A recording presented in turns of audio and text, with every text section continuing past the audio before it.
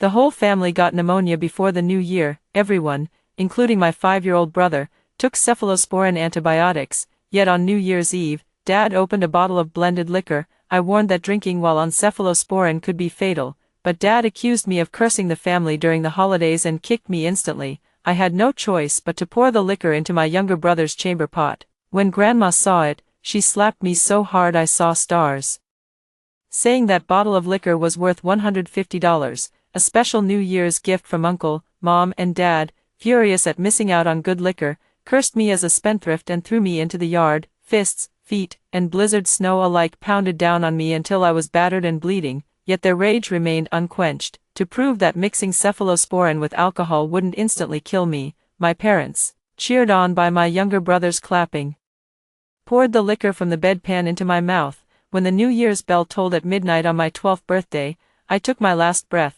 When I opened my eyes again, my father was unscrewing the liquor bottle. I drank my dumpling soup expressionlessly, watching as my grandmother dipped her chopsticks in white liquor and let a drop fall into my brother's mouth. The plump white dumplings kept tumbling in the pot as my mother gave me a sharp smack on the back of my head.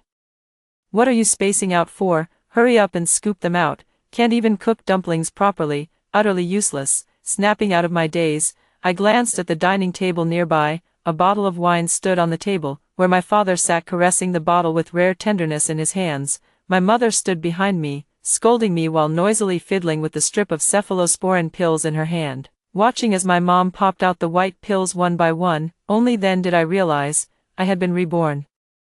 Suppressing my inner excitement, I picked up the strainer to scoop out the dumplings and swiftly brought them to the table. They had already taken the cephalosporin, and clutching the medicine my mother gave me, I ran back to the kitchen and threw it straight into the earthen stove. Mom craned her neck and shouted at me, "Mia, take your medicine. What are you up to again?" Grandma held my younger brother and impatiently tapped the table. "Don't bother with her. If she won't take it, fine.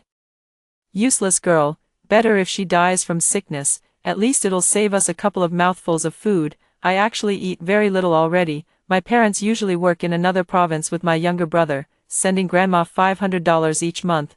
Grandma secretly gives $300 to my uncle, leaving $200 for our living expenses. Every morning, I only eat a small bowl of rice porridge with fermented tofu, then take a corn pancake and 2 slices of pickles to school.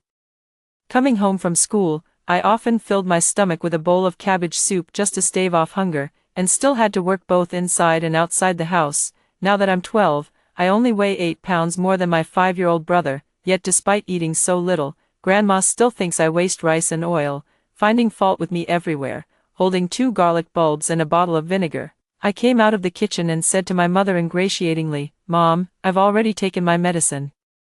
I went to get garlic for Dad." Mom rarely gave me a kind look. "Good that you took it. The doctor said pneumonia requires several days of medication. Your brother just got a little better. If you don't recover and end up infecting him, see if I don't beat you to death."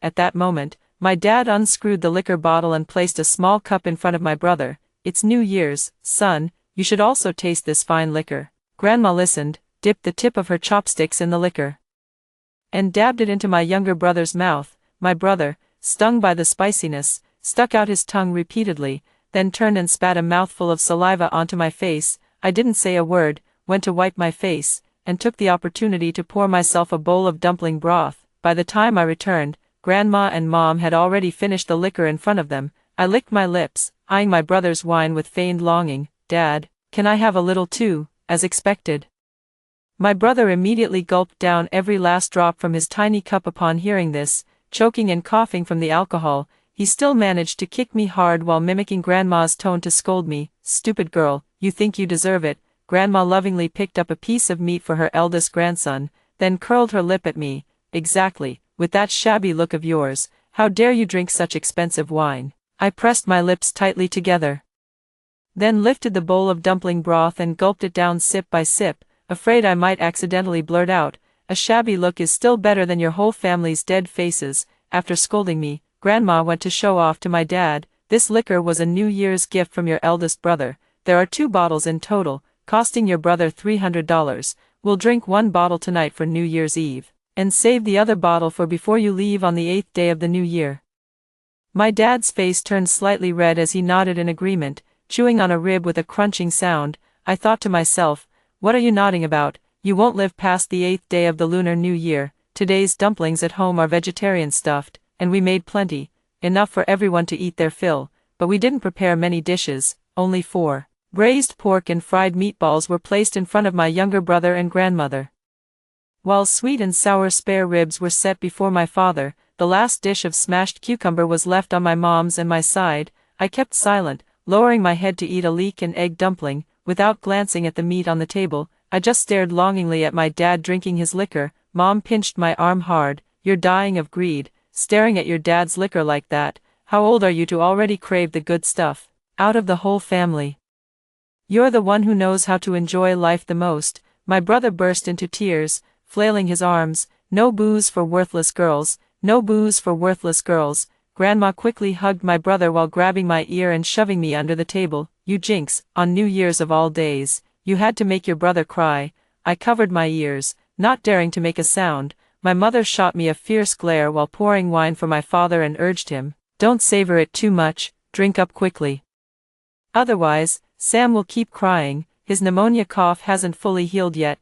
Don't let him cry himself into worse condition. Our family's wine cups were small, and my father, having worked hard all year outside, couldn't bear to buy wine for himself. With my mother urging him on, he began downing cup after cup in quick succession.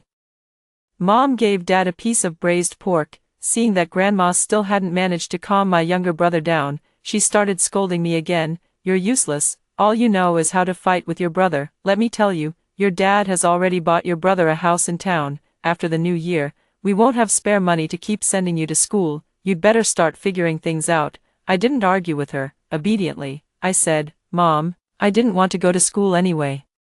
Take me with you. I can work. In our village, most children are left behind kids, but it's rare even here to see someone like me who only gets to see their parents once every 2 or 3 years. Mom scoffed at me. With all your crooked ideas, no wonder you're so short. The city doesn't hire child laborers. Someone like you would just be dead weight for our family of 3. So, in their hearts, my brother was their child. They were a family of 3, and I was the outsider. No wonder in my past life, just because I kindly threw them a bottle of liquor, they beat me bloody in a snowstorm until blood gushed from my nose and mouth. Not only that, but they also poured the wine from the chamber pot into my mouth while cursing. Mia, just because you've read a few books in the village, you think you know everything, huh? And you dare say you can't drink alcohol after taking cephalosporin. You're cursing someone to die during the new year. Ruining such an expensive bottle of wine for no reason. I think you're just trying to make trouble for us. You say cephalosporin and alcohol mean instant death. Fine, let's test it today and see if you really drop dead. After they finished pouring alcohol down my throat, they threw me into the yard and went inside. My head was splitting with pain, my whole body burning as if on fire, and I vomited over and over again. I crawled like a dog to bang on the door for help.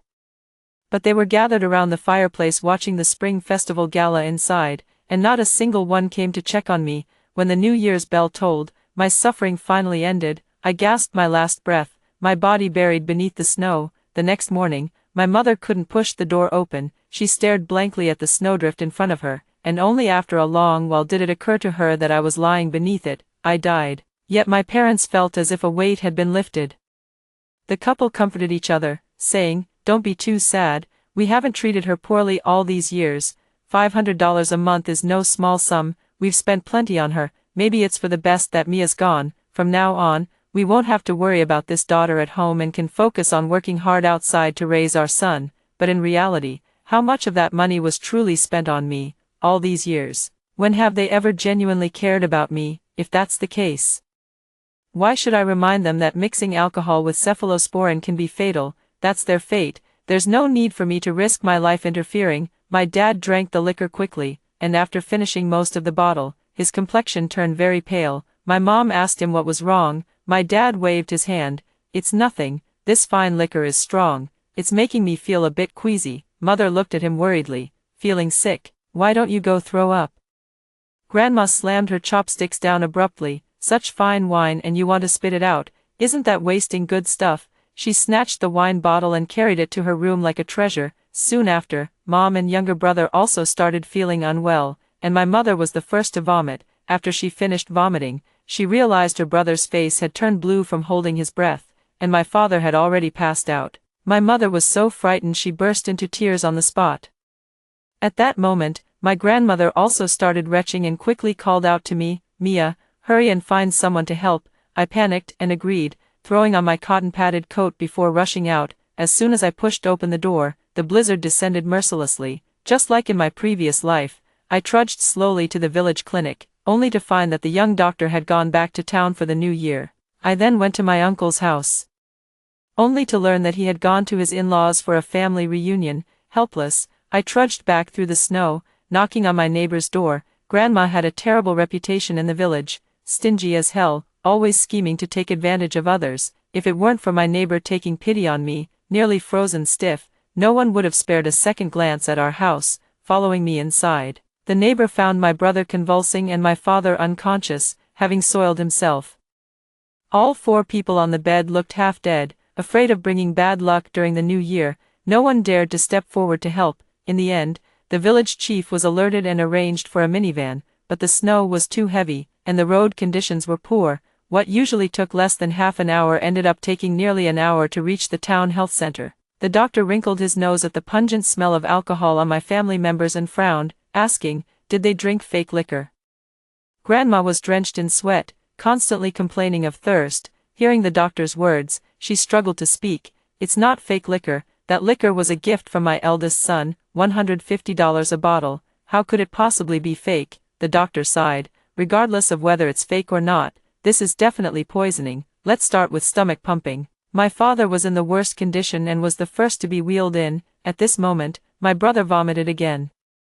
The doctor went over to examine the vomit, put on gloves, and picked out a small piece of undigested medicine, then asked my mom, "What kind of medicine is this?" My mom's face turned beet red as she rested her head in her hands. "Pneumonia. Took cephalosporin." The doctor froze. "Such a young child took cephalosporin, and you still gave him alcohol." The doctor spoke loudly, and my mother trembled slightly. "It's the new year. Just trying to liven things up." The doctor seemed to recall something. "Did you all take cephalosporin?" Mom nodded. "The whole family has pneumonia." The doctor's face was filled with indescribable frustration. My mother quickly grabbed the doctor's sleeve. "Doctor, did we get poisoned by cephalosporin? I'm going to sue the village doctor. We bought the medicine from him. He must have sold us fake drugs." The doctor ignored her and called me over. "You seem fine. Is it because you didn't drink?" I nodded. "The liquor was too expensive, so they didn't want to waste it on me." The doctor muttered, "Lucky you," threw down his pen, and rushed out the door shouting, "They took cephalosporin with alcohol. Someone come quick and make them vomit first." My mom kept asking if they'd taken counterfeit medicine. The doctor didn't humor her. "If it were fake medicine, you'd all be fine today." My mother was given an emetic and was vomiting violently into a basin. The village chief bustled around, scolding my mother for drinking while taking cephalosporin. My mother looked dazed. "Can't you drink while taking cephalosporin?" I think the village doctor mentioned it once, but none of us took it seriously. Ugh, we'd never heard of such a thing before. At this moment, my father came out of the gastric lavage room, and my brother was wheeled in. My mother thought my father had recovered, but when she rushed over, she saw his face had turned ashen gray. The doctor tossed out a sentence, "Couldn't save him," then hurried off to perform gastric lavage on my brother. When my brother came out, my mother and grandmother had both collapsed. It's unclear whether it was due to poisoning or grief. The doctors worked frantically to resuscitate them, and finally managed to save the lives of Grandma, Mom, and my brother, after receiving 4 fluids. Grandma insisted on going home. First, she was distressed about the hospital expenses, and second, she had to return home to arrange her father's funeral. Upon returning home, Grandma directed everyone to set up the mourning tent. Turning around and entering the house, she saw the remaining liquor and sighed. Wiping her tears, she murmured, "We agreed to drink again on the 8th day of the lunar month. My son has no luck. He won't get to drink it now." She found a large glass jar, poured the unopened bottle of liquor into it, grabbed a handful of wolfberries, and tossed in some random herbs. The herbs were all gathered from the mountains while she was foraging for wild vegetables, dried carefully in the storeroom like treasures. After sealing the glass jar, Grandma tucked the half-empty bottle my father had left into the pocket of my padded coat. "Save this bit of liquor. When it gets cold during the night vigil, let everyone warm up with it. Even though it's leftover from your father, it's good liquor. No one should turn their nose up at it." As soon as Grandma finished speaking, the voice of my eldest uncle echoed in the yard. it turned out that my uncle had received the news and braved the wind and snow to return to the village. Grandma seemed to have found her pillar of support. She immediately rushed out and threw herself into my uncle's arms, weeping. After crying, she turned around, grabbed my mother's hair, and started hitting her. "You jinx, you've ruined a perfectly good new year. The doctor said cephalosporin shouldn't be taken with alcohol. Why didn't you stop your husband? You kept urging him to drink glass after glass. I think you wanted to kill my son." With my uncle present, my mom didn't dare fight back much, only arguing verbally. "Mom, I didn't do it on purpose. I took medicine and drank alcohol too. I was poisoned too." Villagers came to break up the fight then. My mom, covered in dust, scrambled up and slapped me twice. "Mia, you went with me to buy the cephalosporin that day. You heard it too. Why didn't you remind me not to drink during dinner? You didn't take a single sip yourself. Were you trying to kill us all?" She hugged her sickly brother again and pointed at me while speaking to him. "Sam, your dad's dead. No one's earning money anymore. No one will buy you Ultraman toys again. We might even have to sell your house in town." Mom was afraid Grandma and Uncle would blame her, so she shifted all the responsibility onto me. Sam, egged on by my mom, had bloodshot eyes. His chubby little body was wrapped in a white morning sash as he charged at me like a piglet. Before he could even touch me, he suddenly collapsed to the ground with a thud. Uncle picked up my younger brother and carried him into the house. A touch revealed he had a fever. My mother started wailing like a slaughtered pig, only to be forcibly dragged out by my aunt. Uncle searched around Grandma's room but couldn't find any fever-reducing medicine, so he decided to go back to his own home to fetch some, but Grandma wouldn't let him. "What medicine? We mustn't take medicine recklessly anymore. Your brother died from taking cephalosporin. Now Sam is the only heir left in our Lincoln family. We can't afford another accident." Uncle nodded repeatedly. "Right, died from taking cephalosporin. Mustn't take medicine recklessly. It's like blaming my dad's death on the cephalosporin, as if that bottle of alcohol had nothing to do with it." Just then, Grandma suddenly noticed the leftover bottle of alcohol in my pocket. She waved me over. "No need for fever reducers. We've got alcohol here. Just rub it on and he'll be fine." I obediently handed over the wine. I didn't remind her that not only can you not drink alcohol after taking cephalosporin, but rubbing alcohol is also not allowed. Besides, this wine wasn't any good to begin with. In my past life, I was forced to drink an entire jug of it and knew it was fake wine bought by my uncle to deceive Grandma. It was made by mixing industrial alcohol. Grandma took off my younger brother's clothes and, together with Uncle, rubbed him down with alcohol 3 times. Then they moved him to the heated brick bed and covered him with 2 thick cotton quilts. Grandma told us all to leave, saying that once Sam sweated it out, his fever would break. I returned to the courtyard and continued kneeling beside Dad's coffin. I don't know how long it had been when suddenly Grandma's scream came from inside the house. "Someone come quick, come see what's wrong with my grandson." I followed the adults running into the house and found my little brother was already dead. His fever had finally broken, but his body had turned ice cold. Everyone shook their heads regretfully, thinking the antibiotics and alcohol poisoning hadn't been fully cleared at the hospital. No one knew my younger brother had been rubbed to death by Grandma's alcohol massage. Soon, another small coffin appeared in the courtyard. Having lost both husband and son in a single day, my mother fainted on the spot. When I woke up again, I was sitting there in a daze, my eyes fixed straight on my father's and brother's coffins. My grandmother and uncle told the mourners that my mother must have gone mad. But after staring at the coffins for a long time, my mother suddenly jumped up. Grandmother was so frightened she fell flat on the ground. I saw my mom rush back into the room, rummaging through the backpack she brought for quite a while before pulling out a large notebook and tucking it into her bosom. Seeing my mom like this, Uncle quickly pulled Grandma into the house and started whispering to her, "Mom, once the funeral is over, you need to kick that mother and daughter pair out immediately. Otherwise, second brother's house will be snatched away by Mia's mom. Those are all things that belong to our Lincoln family. They can't fall into outsiders' hands. At your age, fighting her for the property won't look bad if word gets out. Don't forget, I'm your real son. Once I get that money back, I'll definitely take good care of you. If it ends up in Mia's mother's hands, she'll just take it with her when she remarries." Clearly, Uncle had guessed that what my mother hid in her arms was the deed to the house in town. I stood silently in the dark corner. All these years, Uncle has been taking $300 from my monthly living expenses, and now he's even eyeing the house my father left behind. Looking back, my death in my previous life also had a contribution from my uncle. If he hadn't brought that adulterated liquor, I would at least have had the strength to crawl to a neighbor's house for help. since he's insatiably greedy, then in this lifetime, none of them will escape. In Grandma's heart this lifetime, the most important people are my uncle and my younger brother. Now that her eldest grandson was gone, and with her uncle's instigation, she was at a complete loss. My son, is this really okay? Don't they talk about inheritance rights nowadays? In recent years, legal education teams often visited the village, and as they spoke more about these matters, similar lawsuits became increasingly common. During casual chats over tea or while working in the fields, villagers often gossiped about such topics. Through these conversations, Grandma gradually picked up bits and pieces of knowledge, though her understanding remained superficial. Uncle's eyebrow twitched as he said with great reluctance, "Then transfer Mia's custody to me, I'll raise her." Grandma was shocked. "Are you out of your mind? That wretched girl is nothing but bad luck. She brought death to her father and Sam. What good would raising her do?" Blurting out, Uncle said, "It's just a formal change in paperwork. She'll still live with you. How could she bring bad luck to me?" Grandma froze. Uncle realized he had spoken out of turn and quickly took Grandma's hand to console her. "Mom, you don't understand. Mia is now my brother's only flesh and blood.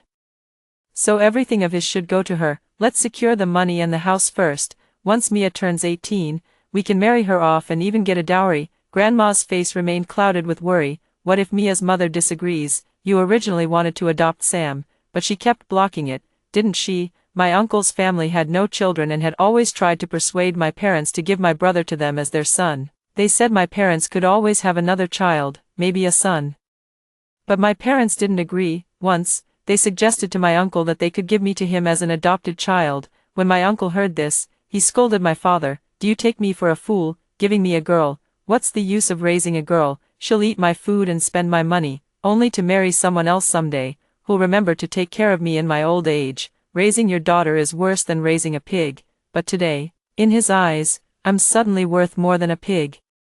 Hearing that my mother would likely refuse to let him raise me, Uncle's eyes flashed with a sudden glint of malice. I shuddered. "I know my mother doesn't like me. Her heart belongs only to my brother, but now my brother is dead, and after all, she's my birth mother. Staying with her would be better than staying with Uncle." Having made up my mind, I went to find my mother. When I entered, my mother was sitting inside, neither crying nor making a scene. The room was quiet, with only the crackling sound of burning firewood remaining. The moment she saw me, her eyes lit up fiercely as she lunged at me, clawing and hitting. "Mia, you jinx, if you hadn't said you wanted to drink, your brother wouldn't have rushed to gulp down that glass. If you hadn't made him cry, I wouldn't have urged your father to drink so much. Why don't you just die? You're the one who deserves to die young. How dare you make my husband and son take the fall for you?" I struggled with all my might to break free and scratched my mother back in retaliation. I'm not tall enough, so when I scratched her neck, I had to use force, leaving 5 distinct bloody marks clearly visible. After scratching her, my whole body was trembling. My mother touched the marks with her hand, saw blood on her fingers, slapped her thigh, and was about to burst into loud sobs when I said ominously, "Do you realize you're on the brink of death?" I stood before her draped in mourning hemp, thin as a bamboo pole, and my mother was so startled she immediately choked back her sobs. I spoke up right away. "My dad's dead, my brother's dead too. Now, as soon as you die, all the valuables in the house will belong to Uncle." Finally, my mother understood what I meant. "You're saying your uncle wants to kill me, but murder is illegal. Doesn't he know that? Murder is illegal, but suicide isn't. With your husband and son both dead, if you die now, 9.5 out of 10 people would think it's suicide." My mother trembled and shrank back, then suddenly clutched my sleeve tightly, as if afraid someone would snatch me away. "Mia, you're all I have now. From now on, it'll be just the two of us relying on each other. I promise I'll treat you well. They're trying to take advantage of us. I'll give you the house. Please save me." It was the first time my mother had ever said she would treat me well, although I didn't believe it. I still nodded and asked, "Mom, tell me, how did Dad die?" My mother looked puzzled. "Wasn't it because he drank alcohol after taking cephalosporin? We bought the cephalosporin, but what about the alcohol? Who brought it? How do we know if there was anything wrong with that alcohol?" Suddenly, my mother understood. "You mean the alcohol your uncle bought might also have been tampered with? Are you suggesting I sue your uncle?" I nodded. "Mom, you leave tonight. Go to the town to report the case, demand a forensic examination to investigate Dad's cause of death. If you don't go, just wait to be buried with Dad." In the end, my mom was afraid of death. she didn't have time to grieve for Dad and my brother anymore. Putting on her thickest clothes and stuffing 2 steamed buns into her pocket, she sneaked out of the village under the cover of night. The next day, the family couldn't find my mom. Uncle and aunt were secretly gloating, while Grandma sat cursing in front of my father's coffin. Damn her, her husband hasn't even been buried yet, and she's already run off with another man. Couldn't she wait? Someone sensed something was off and warned my uncle. The moment her husband and son died, she vanished. Could she really have been involved? Shouldn't we report this to the police? My uncle sat at the banquet table, tore off a roasted chicken leg, stuffed it into his mouth, and shook his head like a rattle drum. Let's not think of people as that bad. She's a widow now, and our Lincoln family can't keep her even if we wanted to. She'll leave sooner or later. Let her go. Just don't let it delay my brother's peaceful burial. I cried so hard that my snot almost froze on my face. I slowly moved to my uncle's side, poured myself a cup of hot water to warm my hands, and asked, "Uncle, I have no father, no mother, and no brother left. You and Auntie are my closest family now. From now on, can Grandma and I live and eat at your place?" Uncle, who was just yesterday scheming to take me away from my mom to fight over property, suddenly changed his expression. He tossed the chicken bones to the dogs, picking his teeth as he spoke. "You and your grandma have been doing just fine living together all these years, haven't you?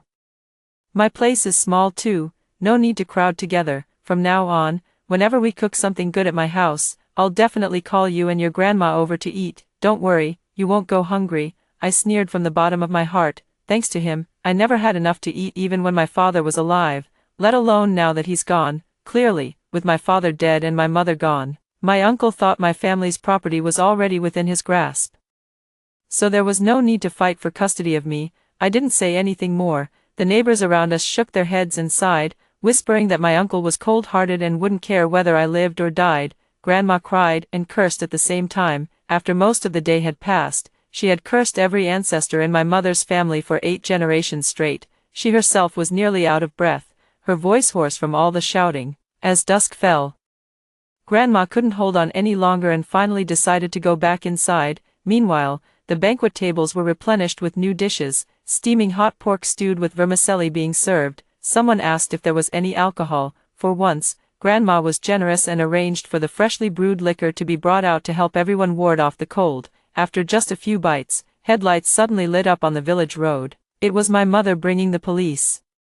The police wanted to take away my father's and younger brother's bodies, but my uncle stopped them, saying the funeral would be held the next day. He offered cigarettes to the police. "It's freezing cold out here. Our villagers dug this grave pit for 3 whole days, just waiting for the burial tomorrow. Can't you make an exception?" The officer didn't accept the offered cigarette. "We're handling an official case. No exceptions can be made." The uncle grew displeased. "The deceased are my brother and nephew. As the head of the family now, you can't just take them away." The officer remained calm. "The deceased's wife has already filed a report. We must conduct an autopsy to determine the cause of death." When Grandma heard about the autopsy, she resisted fiercely, saying it would damage the body and delay reincarnation. Even if reincarnation were possible, he'd be born disabled in the next life, never whole again. But they couldn't out-argue the police. Within half an hour, the officers bowed to my father, then carried the body away in their vehicle. The police also asked Grandma for the liquor Uncle had bought, saying they needed it for lab tests. Grandma pointed to the large glass jar. "My son drank some of it, and the rest was used to rub on my grandson's body. This is the original unopened bottle. I soaked it with herbs to help everyone ward off the cold." A policeman picked up the glass jar and examined it, then suddenly asked, "Who drank from this?" 2 neighbors stepped forward, saying each had drunk a small cup. The policeman's face changed. "Get in the car quickly and come with us to the hospital. The wine was soaked with aconite. It's poisonous." The 2 neighbors immediately jumped into the car. Before driving off, the policeman told my uncle that he couldn't leave the village casually and must be ready to cooperate with the investigation at any time. After the car turned around and left, the villagers asked Grandma why she had soaked poisonous wine. Grandma was dazed and confused. How could it be poisonous? They were all picked from the mountain. They said it could be used as medicine. Isn't medicine supposed to cure illnesses? How could it be poisonous? Everyone was disheartened and didn't dare stay for dinner at our house anymore. They all went back to their own homes to celebrate the new year peacefully. The courtyard suddenly became empty. Grandma started crying again and hit my mom with a broom. Her hoarse voice, strained from crying, croaked out curses like a duck's quack. you worthless wretch, weren't you running away? Why crawl back here to die? Fine if you came back to die alone, but you dared bring the police. Now look, your husband and son won't even have whole corpses left, and you've turned the whole village against us. What exactly did you tell the police? Why are they investigating that wine? And why won't they let your eldest brother leave the village? Your husband died because of you and that damned girl. What does your eldest brother have to do with it? Seeing my uncle glaring at her with murderous eyes, my mother cowered and pointed at me, stammering. It was Mia. She said there was something wrong with the wine, that her uncle was trying to harm me. She's the one who told me to report it. In the end, my mother chose to betray me for her own sake. Upon hearing this, my uncle stepped forward intending to kick me. I pointed at him and shouted, "Don't you dare touch me, right now, you're a suspect. If anything happens to me, you'll be looking at an extra 10 to 8 years in prison." This threat successfully intimidated both my uncle and grandmother, especially my uncle. His head nearly drooped to his feet, after Dad and my younger brother's bodies were taken away. The morning shed and dining tables in the yard were all removed. At night, my mother was afraid my uncle might kill her, so she squeezed onto the small Kong with me to sleep.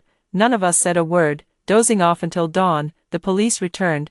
They also brought back the 2 villagers who had drunk the poisoned wine. Fortunately, they were discovered early and treated, so they were out of danger, but Grandma still compensated them with 2 bags of beans as medical expenses. She was stingy her whole life, and those 2 bags of beans pained her so much she kept twitching. The autopsy results for my dad and my brother came out too. Their poisoning wasn't just from mixing cephalosporin with alcohol, it was also from industrial-grade alcohol. My brother could have survived, but Grandma didn't give him fever medicine and instead rubbed him with alcohol 3 times, plus covered him with 2 quilts on a heated bed. All these factors together ultimately took his little life. Grandma wailed loudly, rolling on the floor of the main room as she cried, saying she had harmed her eldest grandson, yet she never mentioned Uncle's fault. In the end, the police still took my uncle away. Uncle confessed very quickly. At first, I didn't intend to buy fake alcohol, but before the new year, my grandma mentioned during our chat, "Your second brother is tight on money lately and can only give me $200 each month from now on. So Mom won't be able to support you anymore." My uncle had been taking advantage of the situation for years and had grown accustomed to it. Now, realizing he'd be short $300 every month, it felt like cutting flesh from his bones. In a fit of anger, he bought cheap counterfeit alcohol as a New Year's gift. He said he knew the old lady would never drink that wine. It was just to make her happy for the moment. But I don't believe it's that simple. Because after Grandma told Uncle she wouldn't give him any more money, he asked me, "Mia, did you secretly tell your mom that Grandma gave me money, so your mom got upset?" I shook my head. "Uncle, I've never mentioned this. It seems Dad ran out of money after buying a house for my brother in town, so he couldn't give as much for living expenses." My uncle's hands trembled. "Your dad bought a house in town." His expression at that moment was as if someone had snatched his house away. I told all this to the police, along with mentioning how my uncle had always wanted my younger brother to be his son, so, the police re-interrogated my uncle. In the end, my uncle told the truth. He was jealous that my father had both a son and a house, and knowing full well that the alcohol he sent would inevitably end up in my father's stomach, he deliberately provided 2 bottles of industrially blended liquor, intending to ruin my father's health. His plan was to then pressure my father into adopting me out to him, after which he would gradually seize control of our family home, but he never anticipated that my father had taken cephalosporin antibiotics, and with the blizzard delaying medical treatment, my father died outright. My uncle's verdict came swiftly. He was sentenced to 8 years. On the day the notice arrived, my aunt immediately sold their house, took the money, and fled back to her parents' home.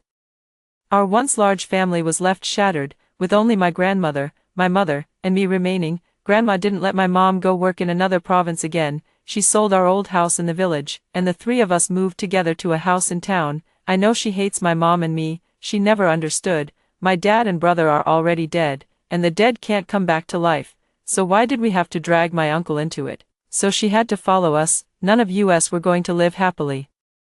I went back to school. My mom found some piecework in town, the kind you could bring home. Grandma watched her work every day, afraid she'd go out looking for another man. I don't know when it started, but Grandma suddenly began trying hard to please me. Every day she would prepare special meals for me, milk and eggs for breakfast, while she and my mother had thin rice porridge with fermented red bean curd. The lunch table usually had 1 small plate of meat dishes, one large plate of vegetables, plus a side dish of pickles. I would eat the entire plate of meat and half the vegetables, and only then would they share what remained. For a while, I even suspected Grandma might poison the food, so during that time, I didn't dare eat properly. Luckily, having gone hungry for over a decade, I could handle it just fine. Since Mom's earnings barely covered the mortgage, Grandma was the one footing most of our daily expenses.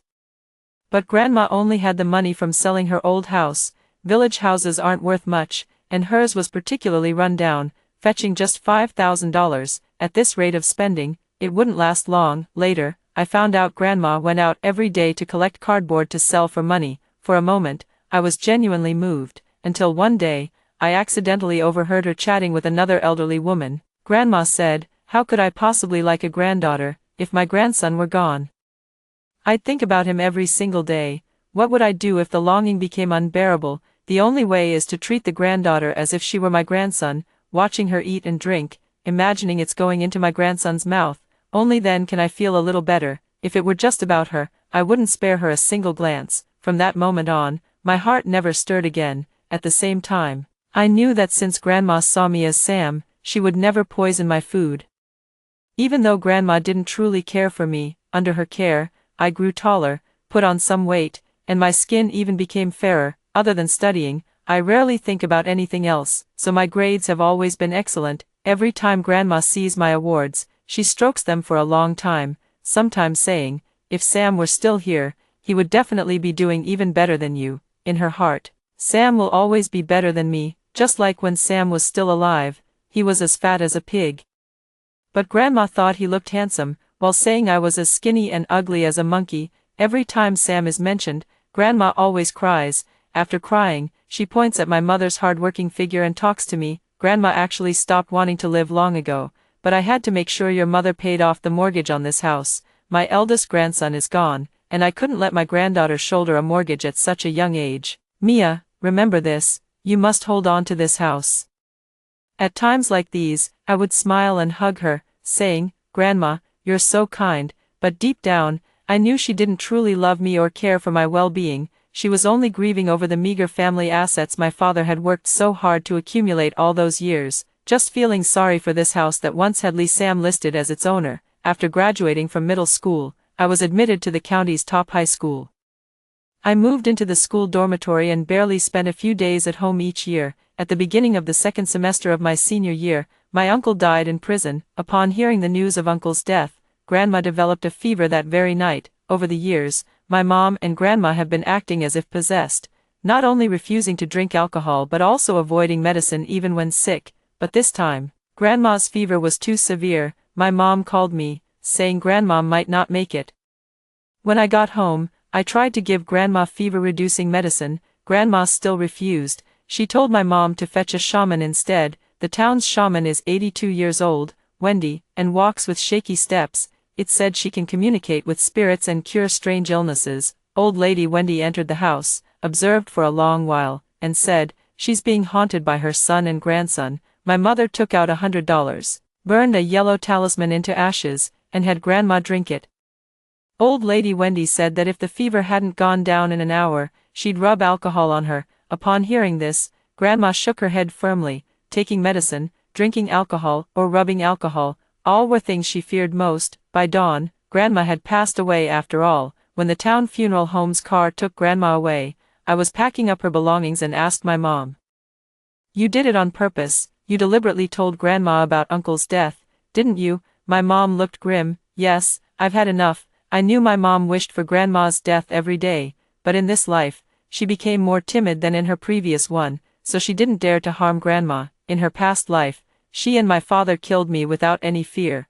Perhaps she believed that since she gave birth to me, she had the right to decide my life and death. But in this lifetime, she personally reported the crime and successfully sent my uncle to prison. She learned about something called the law, understanding that debts must be repaid and murderers must pay with their lives. So, even if she hated Grandma to the core, there was little she could do about it. It wasn't until Uncle passed away that she knew her opportunity had come. Mom's calculation wasn't wrong. Though my uncle was in prison, he was Grandma's only remaining hope. With that hope severed, Grandma surely couldn't go on living. After Grandma was cremated, We took her ashes back to the village. Uncle's grave mound was still fresh, buried with the help of villagers, right next to my father's grave mound. Beside my father's grave, there was also a small mound where my younger brother Sam was buried. This reminded me of my past life. After I died, Grandma said minors couldn't be buried in the ancestral grave, since they didn't want to pay for cremation either.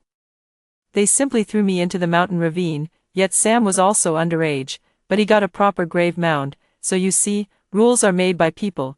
They can be changed however one pleases. I buried Grandma next to Grandpa and kowtowed a few times. After coming down the mountain, I went straight back to the county town. While my mother returned to the town, she was extremely thin, her footsteps so light it seemed she might float away. I suddenly have a bad feeling. Sure enough, during the May Day holiday, my mother called the school. Her voice was almost gone, coughing incessantly. Mia, Mom has pneumonia. Come home and take care of me for a few days. I said I couldn't take time off because I was preparing for the college entrance exams. After a pause, she whispered, come home and see me. I might not have much time left. My heart suddenly clenched. I'm not feeling sorry for her. I heard despair in her tone, just like the despair I felt in my past life before leaving this world. After careful consideration, I still went to ask the teacher for leave. The teacher told me to come back quickly and even stuffed a few boxes of cooling water into my bag. Lately, there's been a lot of stomach flu going around causing diarrhea. If you start feeling unwell, drink some of this right away. When I got home late at night, my mom was lying in bed. Strangely, she had cephalosporin antibiotics and cough medicine by her pillow. She had become even thinner, practically skin and bones. I poured her a glass of water and asked, since when did you start taking medicine? My mother screamed hoarsely, she's too sick. She won't make it without medication. I placed my bag on the living room table and turned to wash up. When I came out, I found my mother in the living room with several sheets of paper on the table. Mia, sign this agreement and transfer the house to me. When my father passed away, my grandmother forced my mother to transfer the house to me. Now that my grandmother has died, my mother wants the house back. She lied to me. It turns out she didn't want to say goodbye to me on her deathbed. She wanted to start a beautiful life for herself. I didn't move. Mom, do you remember what you said the day Dad died, when Uncle tried to harm you and I told you to report it? Back then, my mother said, Mia, you're all I have now. From now on, it's just the two of us relying on each other. I promise to treat you well. I'll give you the house. Just save me. Now that it's all in the past, she's lived so many extra years and wants to renege on her debt. My mother waved her hand dismissively. Don't talk nonsense. All these years I've supported your education, fed and clothed you. I've already repaid my debt to you. Besides, your claim that your uncle wanted to harm me was just your word against his. Maybe you were lying to me all along. None of you Lincolns are any good, she coughed dryly, if you don't sign. Don't even think about going back to school or taking the college entrance exam. She locked the front door from the inside and hid the key. My home is on the 5th floor with security bars on the windows, and even if there weren't any, I wouldn't dare to jump. I had an old-fashioned phone that could only make calls but couldn't access the internet, and while I was washing up, my mom took it away too. My mom started crying bitterly, lamenting her hardships. It's all your fault. You made your dad and brother drink so much, and it killed them, and you made me call the police, which made your grandmother hate me and torment me endlessly. My whole life has been ruined because of you. I worked hard all my life to save up for this house, and in the end, it's still registered under your name. Why? She said she originally didn't want to take medicine for this pneumonia, but when her fever nearly made her pass out, she suddenly wasn't afraid of taking medicine anymore. At worst, it's just death. Taking cephalosporin might let me live.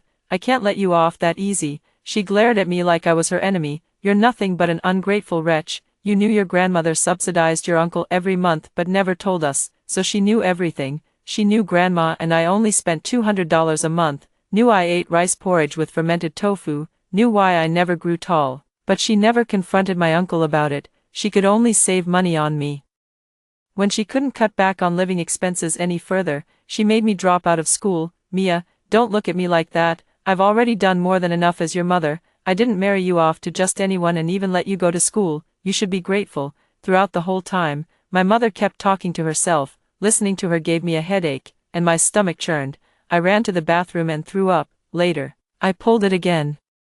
I touched my head again and felt like I had a slight fever. I opened my backpack, took out cooling water and drank it, then tore up the agreement and locked myself in the small room. after sleeping through the night, I felt much better. While making breakfast early in the morning, I noticed my mom going in and out of the bathroom several times. She had diarrhea but was afraid to go to the hospital, worried I might take the chance to run away. Seeing me drink cooling water again, my mom came over for a look and asked me once more, "You really aren't planning to give me the house? Aren't you going to take the college entrance exam?" I nodded. "I'm not taking the exam." My mom panicked. "How can you not take it? You've studied for so many years. Isn't it all for getting into college?" I looked at her. "It doesn't matter. Seeing how you are, you probably won't last much longer. Once I've waited you out, I can repeat a year and still take the college entrance exam. After graduating, I'll find a good man to marry and have kids. If I have a daughter, I'll treat her extra specially well." My mom was so angry she nearly gritted her teeth to dust. "You're wishing for my death. Dream on." I refused to die. I ignored her, went back to my room, locked the door, and started reading.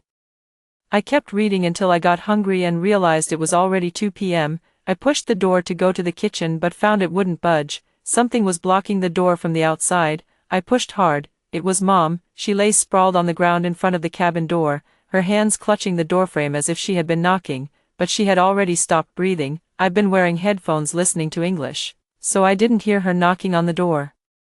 I stood frozen for a long moment. This scene looked exactly like how I died outside the door in my past life. Stepping over her body, I noticed on the living room table that she had tampered with my 2 boxes of cooling water, probably seeing how quickly I recovered after drinking it. Mom overdosed by drinking 2 doses, but she took cephalosporin. You shouldn't drink cooling water with cephalosporin. She avoided mixing cephalosporin with alcohol, yet ultimately couldn't escape this final fate.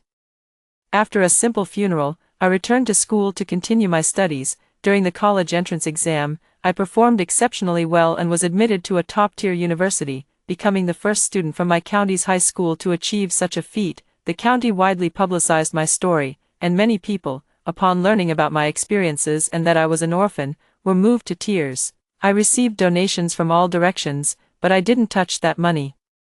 With the help of the county government, I established a foundation for left-behind children and invested all the donations received into it. I believe that with the foundation's assistance, more and more girls like me will be able to leave the mountains and have their own piece of blue sky. After hearing the first story above, what are your thoughts? Feel free to share your opinions in the comments section. Next, there is another similar story. Let's continue to see.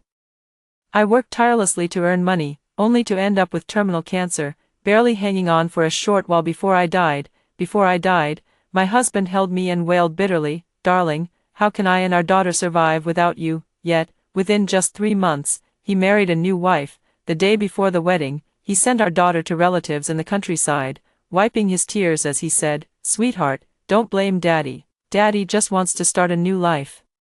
He drove away without looking back, his daughter running after him in tears, and even when she fell hard to the ground, he didn't stop to glance her way. I am filled with regret. I was completely wrong. No amount of money earned is worth more than living well and giving my daughter a home. Frank's second marriage was very low-key. Apart from getting the marriage certificate, they only had a meal with relatives from both families and didn't even post about it on social media. After all, his first wife had passed away less than 3 months ago, but privately, he was quite extravagant. He proposed with that "one love for life" diamond ring and added his new bride's name to the deed of the house I left behind. They even sent Doris to relatives in the countryside.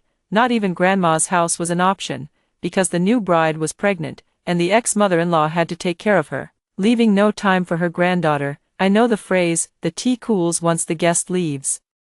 And I was mentally prepared for it, but I never expected it to cool so quickly, so heartlessly. After I left, my parents voluntarily gave up their inheritance rights to ease Frank's financial burden, asking only that he raise Doris well. As it turned out, all of this only gave him more resources to start his so-called new life. Watching Doris cry for her mommy and daddy in the countryside, my resentment grew stronger day by day. Finally, one day, the heavens heard my grievances and sent me back to 1 year before my death. The moment I opened my eyes, my sweet, soft daughter threw herself into my arms. "Mom, you're finally awake." My daughter looked at me with concern, her grape-like eyes filled with sorrow. I remembered her expression when Frank sent her to the countryside. "Daddy, don't you want me anymore?" Frank fled in panic. I struggled to prop myself up. "Mom's fine. Don't worry, Doris." At this point, the physical pain had become quite severe, but I still chose to ignore it at the time. To strive for the year-end bonus, I didn't dare to take leave and instead worked overtime every day. This time, it was sudden stomach cramps in the morning, so intense that even painkillers couldn't suppress them, and I fainted right at home. I got up to help Doris change her clothes and had a quick breakfast, kiss her little cheek. Don't worry, Doris. Mommy will try her best to stay healthy and grow up with you. After dropping her off at kindergarten, I took a taxi straight to the hospital and, without hesitation, got every possible test done. The crucial gastroscopy was scheduled for a week later. In the meantime, when a client called, I politely told them I was at the hospital and asked them to find someone else for business discussions. Life is almost gone. Money is just worldly possessions, and keeping it would only allow men to spend it on themselves. Unfortunately, I realized this truth a bit too late. In the evening, after picking up Doris and arriving home, I had just finished cooking dinner when Frank returned. It had only been a little over 3 months since I last saw him, yet it felt like a lifetime. No, it truly was a lifetime apart. He finished washing his hands and eagerly approached me. Honey, you've worked hard, let me serve the dishes. Suddenly, I recalled how he behaved at the wedding banquet, just as eager, raising his glass to the bride's parents. Mom and Dad, you've worked hard. From now on, we're family. I coldly moved away. Doris, dinner's ready. At the dinner table, Frank picked up a green vegetable for Doris. Maca, here comes something green and healthy. Doris, gobble it up quickly. Doris giggled, opening her mouth wide to eat the greens, nodding happily. Daddy, I want more. Watching their affectionate interaction, the image of Doris falling and crying while chasing after the car flashed before my eyes again. My heart felt like it was being tugged by a rubber band, tightening and loosening unpredictably, making me lose my appetite completely. You two enjoy your meals slowly. Mommy's going to lie down for a bit. I walked slowly into the room, leaving the cheerful laughter of the father and daughter behind me. A completely different Frank. Which one is the real one? Julia, Mom said she wants to come stay for a few days. She misses Doris. If you have time, maybe take her to the hospital too. Frank came from a single-parent family, and the money for his college education was painstakingly saved by his grandmother. Relatives at home occasionally remind him to be filial to his mother. Indeed, he does just that. He agrees to every request his mother makes. As my mother-in-law grows older, she constantly suspects she has serious illnesses and insists on going to the hospital for checkups every few days. I accompany her almost every time. There are many new tasks lately, and I really can't take time off. Honey, I'm counting on you. Same old excuses as always. It suddenly occurred to me, the trending term these days, outsourcing filial piety. Frank, I'm afraid I don't have time. Work's been hectic lately, and I haven't been feeling well. He froze momentarily. This is the first time I've refused him. Previously, considering he's a civil servant while my job is more flexible, everything concerning the family, both the elderly and the children, fell on me. Can she accompany her for local checkups? My mother-in-law also has a daughter who married locally and lives very close to her mother. It's hard to say this. In my hometown, sons are supposed to take care of elderly parents. He hesitated, a flicker of dissatisfaction crossing his eyes. People already criticize me behind my back because my mom doesn't live with us. Now if you refuse to accompany her to the hospital, I don't have time. You could take leave too. With the economy being bad, bosses are monitoring attendance now. I can't be as flexible as before. He grew impatient. After all this talk, you still don't treat my mother as your own and show her filial respect. I shut my mouth, too exhausted to argue with him. We both turned over simultaneously to sleep.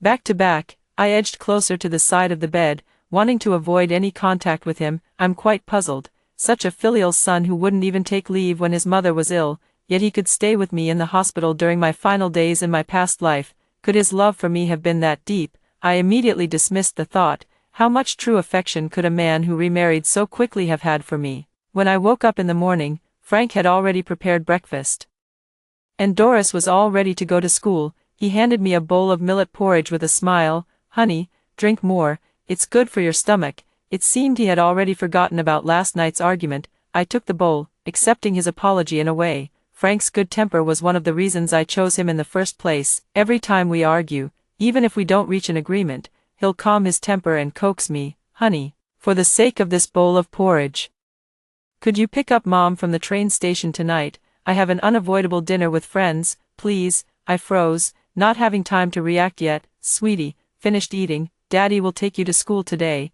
he hurriedly took Doris out the door. I knew that in his heart, this matter was already tacitly assumed to have my agreement. Given my temperament, I couldn't bear to ignore my mother-in-law once she arrived. As long as he kept claiming he couldn't get time off, in the end, the task of accompanying her to appointments would still fall on me. Having experienced life and death once, I've come to understand some things more clearly. Between him and me, all he conceded was his attitude, while I was the actual fool making compromises. My mother-in-law is the kind of person who speaks softly and is extremely polite. She thanked me several times in the car, saying, "Frank has really good taste, marrying such a wonderful wife like you. You always arrange everything perfectly when accompanying me to the hospital, and you ask the doctors all the right questions in great detail." Julia, I'm sorry to trouble you again. I felt too embarrassed to speak after what she said. I'm sorry, Mom, but Frank will have to accompany you this time. Our company has been very strict with attendance lately, and I can't sneak away. My mother-in-law paused at my words, and after a long silence, she softly replied, "Oh, all right then."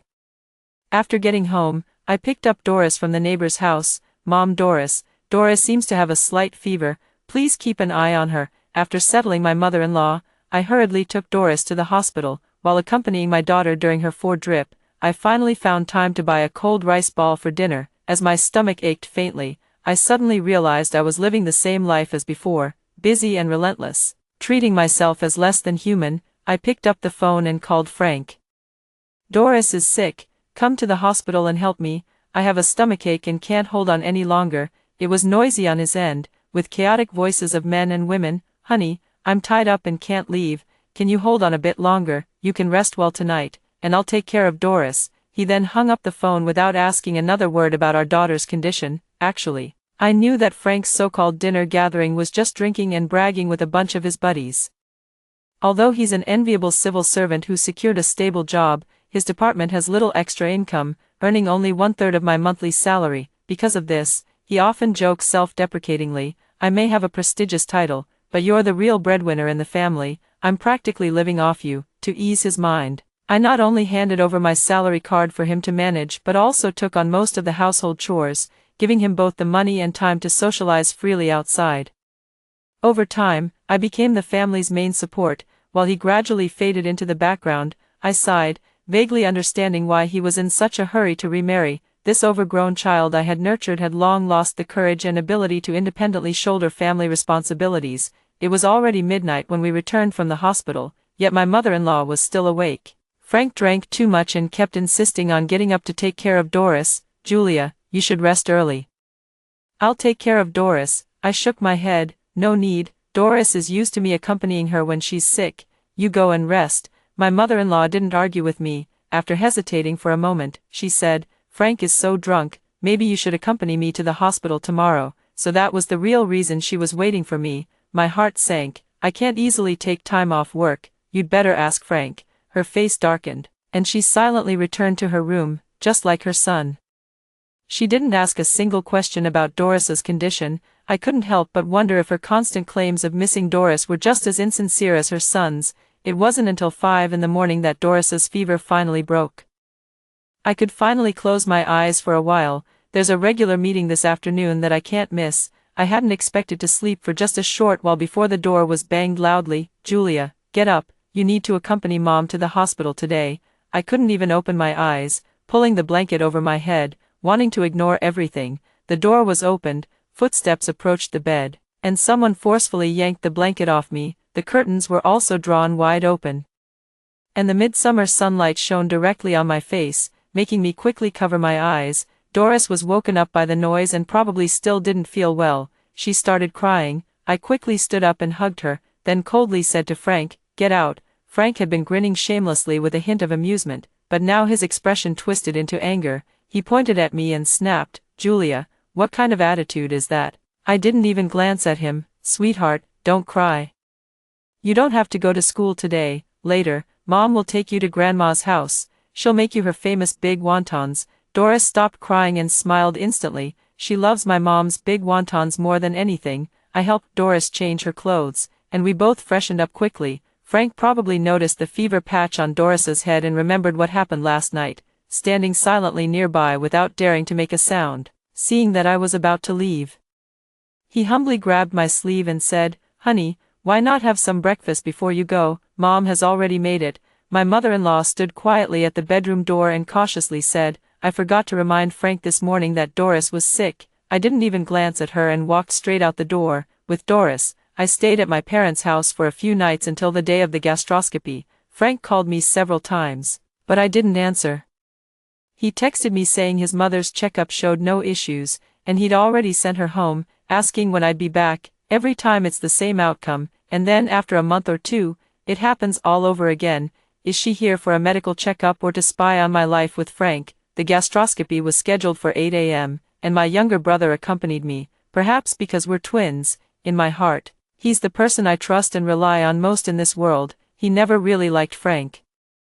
Thinking he was too pragmatic and hypocritical, I never agreed with this point and joked with him, saying, "Little brother, you're a genius from the Gifted Youth program, never worrying about making a living. Frank and I are just ordinary people among the masses, so naturally, we live more pragmatically." Looking back now, one of the benefits of high intelligence is seeing through appearances to grasp the essence. He had long recognized Frank's cold-blooded ruthlessness. It was just me, caught in the middle, unwilling to believe it. Before going in for the checkup, I tugged at his sleeve and said, "I have a feeling the results won't be good. Whatever you do, don't tell Mom and Dad. Let's figure it out ourselves." My little brother looked at me in shock and nodded firmly. "Sis, don't worry, I'll be here with you every step of the way. You just focus on getting better." Without prior agreement, we all excluded Frank. When I woke up, my younger brother was by my side, helping me up. His eyes were slightly moist. "The doctor said it doesn't look good, but we'll have to wait for the biopsy results.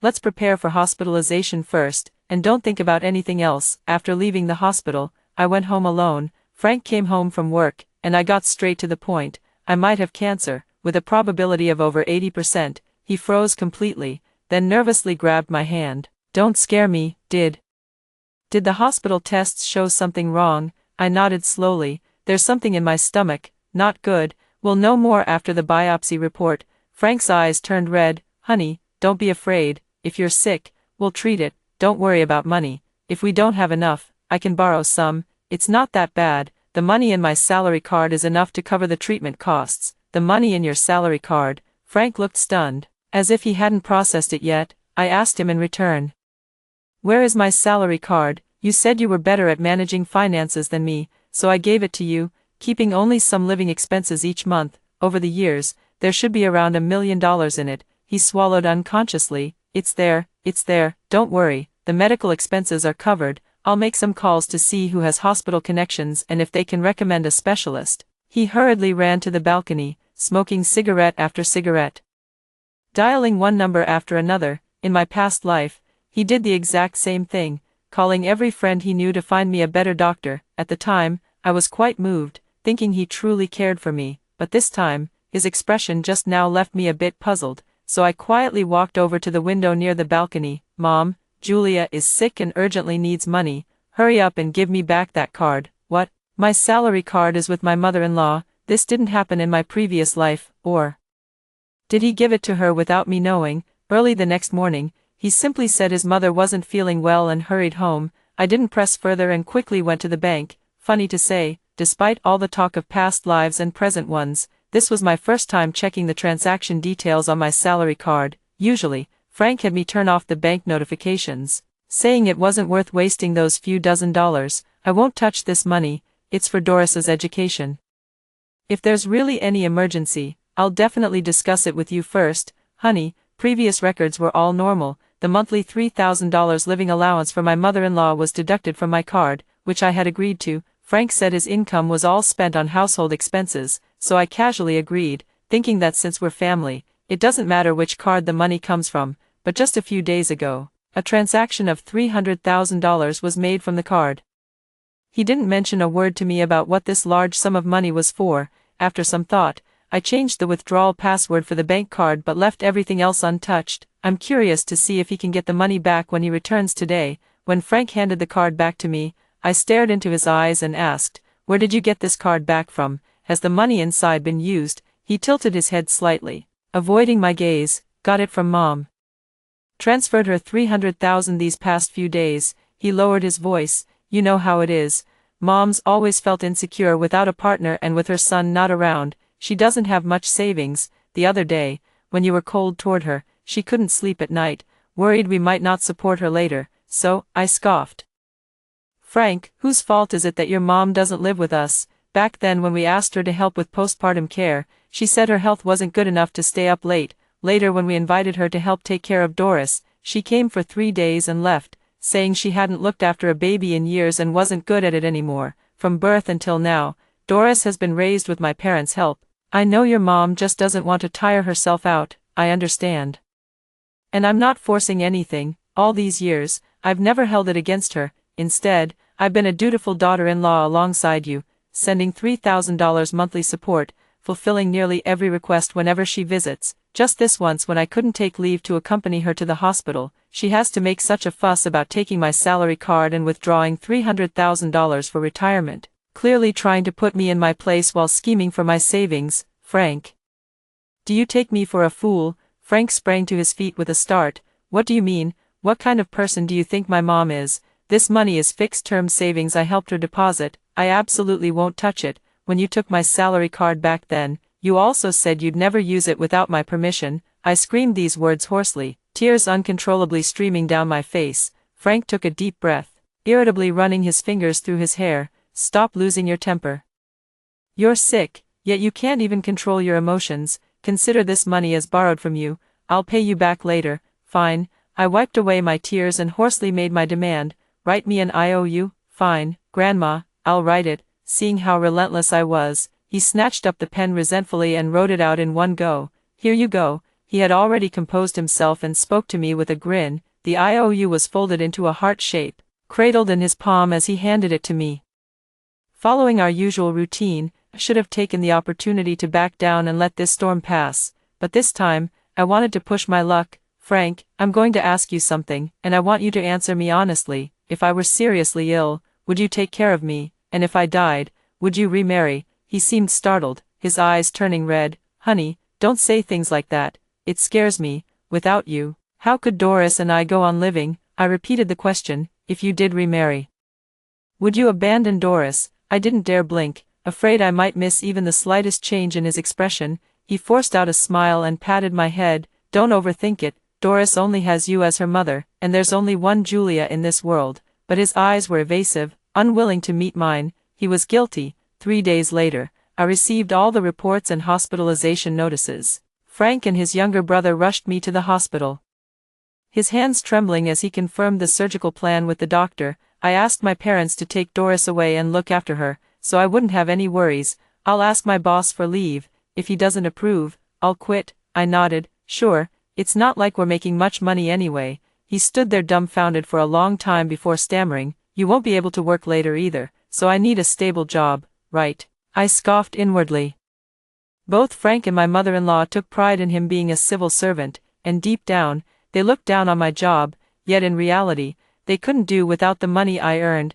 They really wanted to have their cake and eat it too. The surgery was scheduled for the 3rd day, with many tests lined up beforehand. I hired a caregiver to accompany me, while Frank only took leave on the day of the surgery. I suddenly recalled the final days of my past life. He stayed by my side every day, tending to my needs, cleaning me, feeding me, refusing to let caregivers intervene. Over those months, both of us grew noticeably thinner. I was sick, and he was exhausted. In that past life, his transition from deep affection to utter indifference took less than 3 months. I'm really curious about how this life of mine will unfold. Only after being separated by life and death did I realize I'd never truly understood him.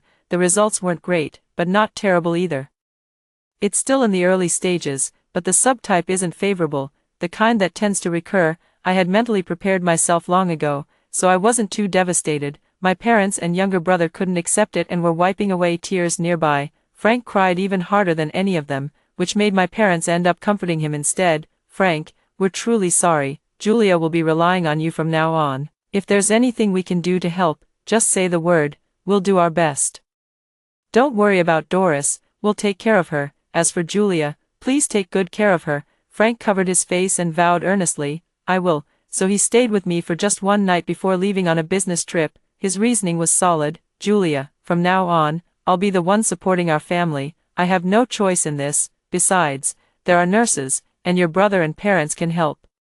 I was taken aback. Was it because I wasn't going to die so quickly this time that he felt he could just leave me like this? But with the abdominal wound, I had to lie flat, and my back was in excruciating pain. I simply didn't have the energy to argue with him. The father who came to take over shift even advised me, given the current situation, he can't manage both sides, try to be understanding. Seeing how much Dad was considering Frank's feelings, a sudden thought crossed my mind. Dad, if I were to die, would you and Mom give up inheriting my estate and leave it all to Frank? Dad glared at me and gave my head a light pat. Don't talk nonsense. The doctor said if you cooperate well with the upcoming chemotherapy, there's a high chance it won't recur. I pursed my lips downward. Dad, life has its ups and downs.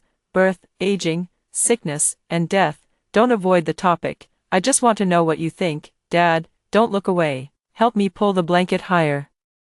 Your mom and I have pensions. Your younger brother earns well and is just as filial as you. How could we possibly care about your money? As long as Frank treats you and Doris well, we don't need anything. His words were filled with unmistakable sadness, and my eyes grew moist too. But I must make plans for Doris's future. I told him seriously, Dad, if, heaven forbid, that day ever comes, you and Mom mustn't give up what's rightfully yours, even Doris's share, I'll entrust to you.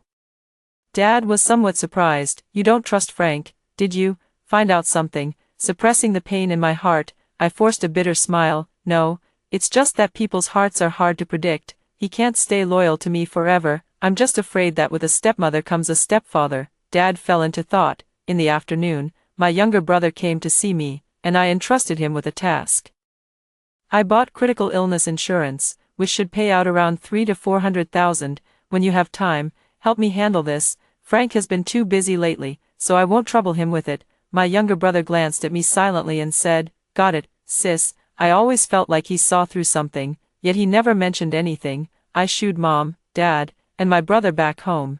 There are too many germs in the hospital. If any of you get sick, who's going to help me take care of Doris? There are nurses here, don't worry. Late at night when all was quiet, my back hurt so much I couldn't sleep, and I could only occasionally lift my body slightly to relieve the pain. For some reason, I remembered how in my past life I had been just as miserable, and Frank had stayed with me all night without sleeping, massaging my back from time to time. The aunt in the next bed said enviously, You've really found yourself a good husband. Look at me, I don't even have anyone to stay with me at night. After a few days, not only did my fellow patients and family members think highly of him, but even the doctors and nurses responsible for me would joke. Bed 23, for the sake of such a good husband, you've got to keep fighting. Frank's consecutive leave requests also alerted the leadership at his workplace. The leader came to visit me once, an elegant middle-aged woman, with gentle eyes. She listened as everyone praised her subordinate. This young man has been truly devoted to caring for his wife. These days, that's quite rare. By then, my condition was deteriorating rapidly. In the final stages of my illness, I could only extend my skeletal hand and plead with her, if Frank's work suffers because he's taking care of me, please, for the sake of someone who's dying, give him another chance. She patted me and said, Don't worry, he's so kind and loyal. We won't make things difficult for him. True to her word, Frank took leave until my passing, accompanying me wholeheartedly every day. Tonight's moonlight is clear and bright, allowing me to see the sleeping face of the patient next to me, but the person who stayed by my side in my past life has long since vanished. With a soft sigh, I forced myself to close my eyes and rest. I drifted off to sleep and had a dream where Frank was on the phone. Mom, I can't hold on much longer.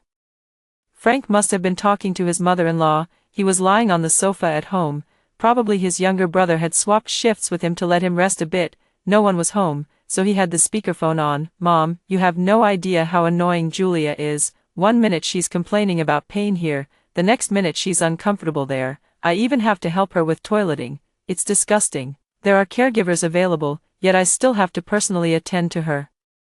When will this nightmare ever end? The disgust in his voice was palpable. My heart ached at his words. I could only console myself with the thought that prolonged illness tests even the most filial of children, let alone spouses who were merely fair-weather partners. He took care of me for so long. Losing patience is only human. Son, just hang in there a little longer. Judging by Julia's condition, she won't last much longer. Right now. Your in-laws and your boss all think you're an exceptional man. Don't let all your efforts go to waste. Most importantly, remember to complain about money whenever you go to pay the hospital fees in front of your father-in-law. He probably doesn't know Julia has insurance. And one more thing, if the doctors ask, insist on using the best medication, make sure they believe you'd go bankrupt for Julia without hesitation. Don't worry about the cost. Compared to this multi-million-dollar house and the family's wealth, it's just pocket change. You've done enough for Doris. They surely wouldn't have the nerve to fight you over the inheritance, especially since they have a son to rely on. My heart sank to the depths of the ocean. Everything he did was actually a scheme to get his hands on my money. By the way, you mentioned last time that your boss has a daughter who's divorced and still single. Make sure to stay visible in front of your boss. Once Julia passes away, you can find an opportunity to get to know her. You're handsome and have a great job. She'd definitely be interested. Then, shed a few more tears for Julia, and she'll surely think you're a good man. Frank's mother-in-law arranged everything meticulously for him. It suddenly dawned on me that the bride's mother was actually Frank's boss. He actually succeeded in pursuing her. The genuine love I cherished before my death in my previous life turned out to be completely fake. It was a well-orchestrated play directed by my mother-in-law, with her son delivering a passionate performance, and indeed, it was remarkably successful. My parents gave up their inheritance, and he married the boss's daughter. In my dream, I was absolutely furious. Dawn broke, and I opened my eyes. I've made up my mind. Once I recover, I'm getting a divorce. This lifetime's illness is much milder than the last. I was discharged after just 1 week in the hospital. On the day of my discharge, Frank didn't show up either. He said he was still out of town and couldn't make it back. The doctor has designed a chemotherapy plan for me. I only need to come in once a month. My younger brother took me home, and I didn't let him leave. Little brother, I have something to discuss with you. I want a divorce. Do you think it's okay? My younger brother calmly asked me, why. I remained silent for a long time before saying, ask him, do you believe in past lives and future lives? He paused slightly. I know there are still many unsolved mysteries in this world, but they've actually happened. Sis, if you're saying this, something must have occurred. I told him everything exactly as it happened. My younger brother furrowed his brows tightly, thought for a moment, and said, sis, based on what you've said, I suggest you don't rush into divorce right now. If you divorce now, you're sick and unable to work. Frank would have some competitiveness if he wanted to fight for Doris. As for the house and assets, it should probably be split 50-50. Doris, he won't argue with me. The house, indeed, that's a big issue. Frank's family wasn't well off. The money for college was borrowed, after working for several years. All his earnings went to paying off debts, leaving little savings. His parents thought he was academically excellent, honest, and filial, and didn't mind his family's poverty. The down payment for the house we got married in was given by my parents, and both our names were on the deed. Consider it an investment in a high-quality stock, ensuring my daughter's future security. That's what I used to think too. Now I realize I've been feeding an ungrateful wolf. Should I just keep waiting like this? What if My younger brother shook his head. Sis, if this dream is real, and you can't earn money anymore, you'll be holding him back. There's a 90% chance he'll look elsewhere. When that time comes, gather evidence and confront him. If he stays loyal and takes good care of you, then the dream is false, and you shouldn't abandon your family over baseless illusions. I smiled bitterly. Look at him. He hasn't come home yet, and there's only been a call or two. How could this dream possibly be fake? But I agree with your suggestion. The house our parents paid for can't just be handed to him for free. I'll take it step by step and fight for the best possible outcome. After returning from his business trip, Frank showered me with warm greetings. Honey, I actually ran into an old high school classmate during my trip. She's also in B City and doing really well. She even started her own company. She helped me pick out a gift for you, he said, pulling out a designer silk scarf. Looks nice, doesn't it? She's such a strong woman with great taste. He couldn't stop praising his classmate, visibly excited. I have a strange feeling that he must have some special thoughts about this old classmate. I gave a few perfunctory replies. Frank, I want to discuss something with you. You're so busy with work, and I feel bored staying home alone. I miss Doris too. How about I go back home for a while? Sure, he agreed immediately. I was actually worried I wouldn't be able to take good care of you. Stay at your parents' place and rest well. I'll come visit you and our daughter whenever I have time. I moved back to my parents' house, and the security cameras at home were still on. At first, Frank would still come to visit Doris and me every now and then. When he didn't come, he would order takeout after work or eat at the office before coming home. and video chat with me along the way. The rest of the time, he would lie on the sofa playing with his phone or watching TV. Gradually, he came home later and later, and even when he was at home, he would smile like a flower while staring at his phone, but not because he was communicating with me. His visits became fewer and farther between, with most of his concern expressed through just a phone call or video chat. Even on the days of my chemotherapy, he kept making excuses, and in the end, it was my family who accompanied me. It wasn't until I noticed he hadn't come home for several days in a row, yet his suitcase for business trips was still at home, that I realized something was wrong. I realized there was a high probability he was cheating. The next steps were simple: just hire a private investigator to get plenty of photos, even if they weren't explicit bedroom shots. Seeing him intimately entering hotels with that woman made it clear they weren't just friends. I felt a sense of relief. Like that shoe upstairs that had been dangling forever finally hit the floor, when my younger brother presented me with two possibilities. Although I was convinced it was the first one, deep down I still held onto a sliver of hope, that everything in my dream was just my wild imagination, and Frank was simply a genuinely good man. Now, my heart has died too, but before I could gather all the evidence to confront him, Frank reached out to me on WeChat. "Julia, now that you've been discharged from the hospital, can you give me back this salary card? The funds inside are about to mature, and I need to invest in new ones." I smiled and leisurely took a photo of the IOU for $300,000. "You pay me back this money first, otherwise how could I dare to hand my salary card over to you again?" Frank replied immediately, "Honey, the money won't disappear just because it's with my mom. Let her keep it for peace of mind a little longer.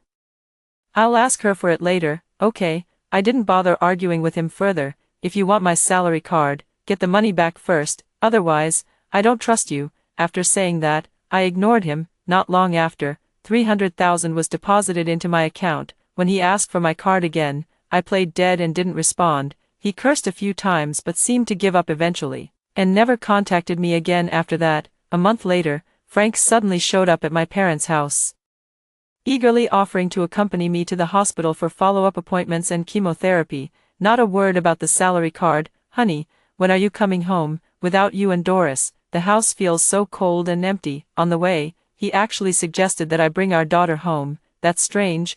I thought during this period of Cold War, we both tacitly understood that our days together were numbered. I'm waiting for the right moment to bring up divorce. What's his situation? Curious.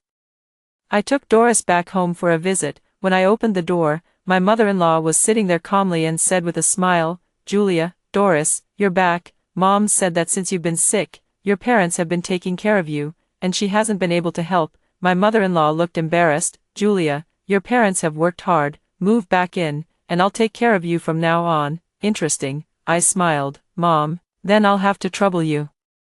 My mother-in-law nodded slightly with a gentle smile. Early the next morning, my mother-in-law knocked on the door, waking both Doris and me. "Julia, I made some porridge. You two should get up early and eat." Doris and I yawned. "Mom, it's the weekend today." My mother-in-law suddenly realized. "My bad, I got the dates mixed up, but the porridge is already cooked. Maybe you should still get up and eat." Doris refused, crying and wanting to sleep more. I woke up but couldn't fall back asleep, so I simply got up. Stepping outside, Frank's door was still tightly shut. Seems my mother-in-law only remembered to wake me, not her own son. Looking at the table, there was congee all right, just not the kind I could eat. It was century egg and pork congee, the peppery aroma hitting me the moment I approached. There were still fried dough sticks on the table, which I couldn't eat either. I couldn't help but laugh in frustration. "Mom, I remember telling you last night that I have dietary restrictions.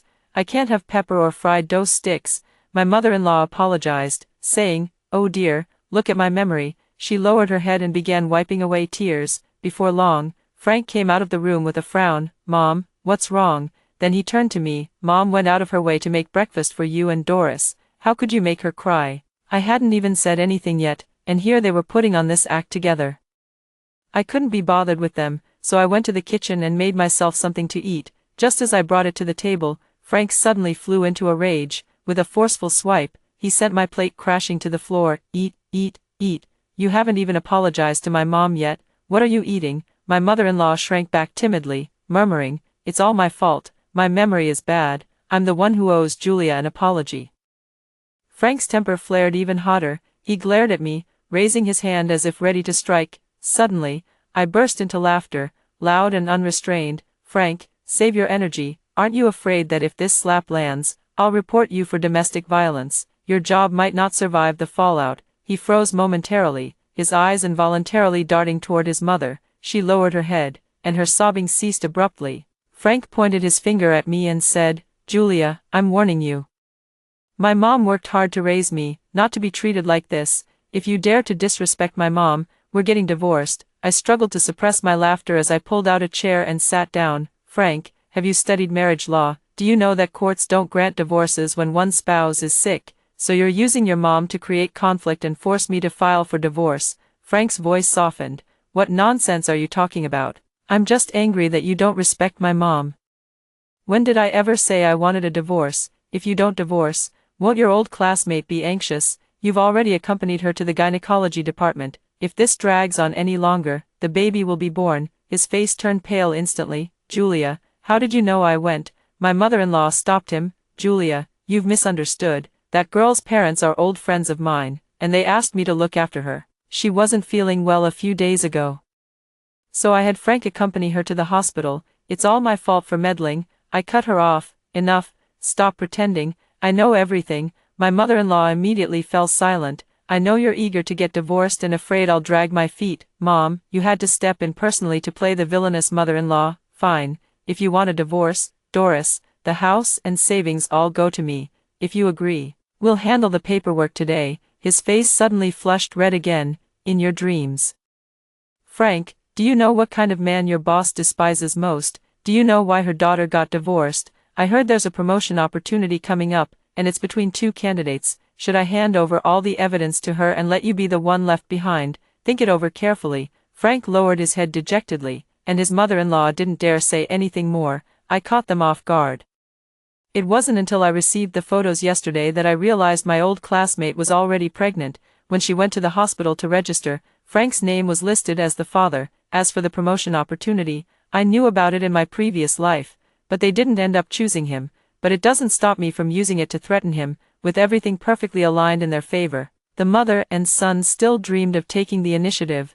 What a pipe dream. A month later, I smoothly obtained all the assets and custody rights, even forcing Frank to pay the child support in one lump sum. Frank and his old classmates soon got their marriage certificate. However, his new wife was no pushover and pressured Frank into throwing an extravagant wedding. Now everyone in their department knew that Frank had cheated on me while I was sick and even had a child. Rumor has it that his standing with the leadership plummeted, and he was eventually transferred to a marginal department with no future prospects.